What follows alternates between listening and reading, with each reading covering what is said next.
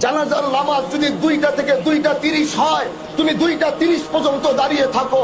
তুমি তো সেই মজমায় দাঁড়িয়েছো যেখান থেকে তোমার বাবার বিদায় হয়েছে, যেখান থেকে তোমার মার বিদায় হয়েছে, যেখান থেকে তোমার বিদায় হবে, যেখান থেকে আমার বিদায় হবে।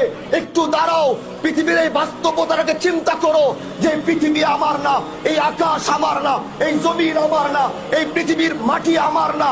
আমার এখান থেকে যেতে হবে। এখানে দাঁড়ালেই তুমি মৃত্যুর কথা স্মরণ করতে পারবা।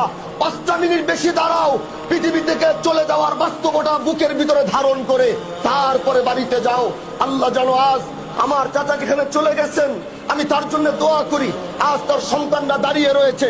আমি শরীয়তুল্লাহর বংশ বলে নয়, এখানে সবচেয়ে বড় আলেমও যদি দোয়া করে, আরেকদিকে তার সন্তান যদি হাত উঠিয়ে বলে, এ আহকামুল হাকিমিন আল্লাহ, তুমি আমার বাবাকে মাফ করো। আমরা সবাই মিলে দোয়া করব। তার সন্তান একা দোয়া করবে। সরকারে কায়নাতের হাদিস, সন্তানের জন্য যদি, বাবার জন্য যদি সন্তান হাত উঠায়, আল্লাহ পাক সে হাত কোনোদিন ফেরত দেয় না। স্বামীর জন্য যদি স্ত্রী হাত উঠায়, আল্লাহ পাক সে হাত কোনোদিন ফেরত দেয় না। এজন্য আমি আমার ভাইদেরকে বলবো, আমরা তো দোয়া করবই, কিন্তু তার পাশে পাশে যখনই নামাজে বসবেন, সালাম ফিরিয়ে সর্বপ্রথম নিজের বাবার জন্য দোয়া করবেন।